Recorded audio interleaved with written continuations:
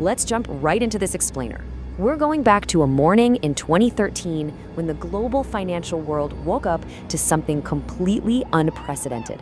We're talking about one of the largest bank robberies in history, but here's the catch. It was entirely invisible. Picture this. No loud explosions, no masked robbers kicking down doors, and definitely no getaway cars screeching down the street. Instead, hackers armed with nothing but immense patience and malicious computer code attempted to walk away with a staggering $8 billion. $8 billion. It was this massive, highly coordinated operation that literally sent shockwaves through the financial sector. Because, it proved that even the world's most well-funded financial systems had these glaring vulnerabilities. If you knew how to pull off the right kind of invisible attack, they were wide open.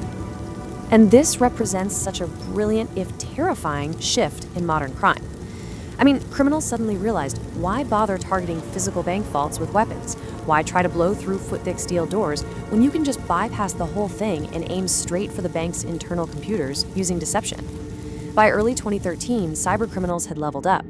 They stopped going after individuals for pocket change and set their sights on massive financial institutions. They knew a single well-executed breach could pull in millions. But the core realization these attackers had, that was the real game changer. They figured out that the ultimate vulnerability in any security system isn't actually the technology at all. It's us. It's people. These attackers literally spent months just studying banking systems and employee behavior. Why? Because they understood that human trust is hands down the easiest thing to hack. Think about it. If you can trick a person into opening the door for you, you don't even need to worry about tricking the firewall. So let's look at how they actually did it, starting with this incredibly methodical, silent infiltration.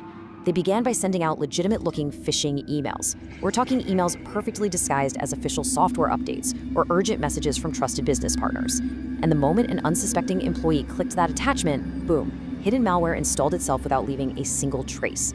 Now, once they were inside, they didn't break things, they didn't sound any alarms, they just watched. They patiently mapped the network, quietly scooped up administrator passwords, and spent weeks observing the exact security checks needed to authorize money transfers. Then, they took all that gathered knowledge and weaponized it flawlessly. Knowing the system inside and out, they started generating fraudulent payment orders. But here's the genius part. Because these requests had all the correct formatting, valid account numbers, and completely realistic transaction details, the automated security systems didn't bat an eye. The computers just processed them as totally normal business transactions. Just like that, they triggered rapid, global withdrawals, funneling piles of cash directly into criminal-controlled accounts all over the world. Of course, stealing the money electronically is only half the battle, right? Keeping it without getting caught is the tricky part. The attackers had already laid the groundwork, setting up hundreds of bank accounts using fake identities and recruiting money mules. The absolute second those transfers arrived, the cash was withdrawn. And they diversified the laundering immediately. A chunk of the cash was converted into luxury goods, some of it was funneled through complex shell companies, and the rest was endlessly transferred around to make tracing it virtually impossible. Now, looking at the sheer scale of this theft and the massive, massive amounts of money zipping around the globe, you really have to ask yourself, how did this happen right under the noses of major financial institutions without immediately tripping every alarm in the building? Somebody should have noticed millions of dollars just quietly walking out the digital back door, right? Well, modern banks process an enormous volume of daily transactions, and the attackers basically use that noise as camouflage. They spent months just studying behavior and planning, and then weeks hiding completely undetected inside the network. But when it was time to finally execute the theft, they specifically struck on weekends and holidays when bank staffing was at its absolute lowest. Millions of dollars disappeared in mere hours. And since it was entirely digital, that money was crossing international borders in minutes. By the time investigators even realized something unusual was happening, the cash was long gone. The entire success of this massive heist really came down to a chain reaction of 5 compounding security failures. It all kicked off with weak email security and simple human error, just one careless click letting the malware in.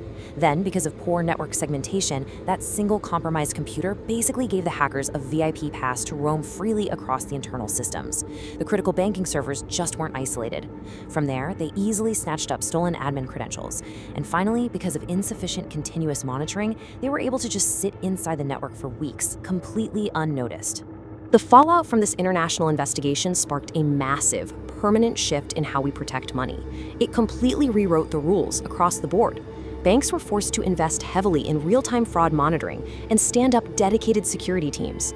Businesses had to seriously lock down their access by enforcing the principle of least privilege, which basically means employees only get access to the exact systems they absolutely need to do their jobs, and nothing more.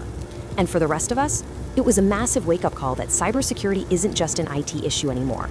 Using strong, unique passwords, keeping up with continuous system updates, and turning on multi-factor authentication, these aren't just suggestions anymore. They are absolutely essential daily habits. I want to wrap up this analysis with a pretty profound realization that emerged from the aftermath of the investigation. These 2013 attacks proved once and for all that criminals no longer need physical weapons. All they really need is patience, planning, and a little deception.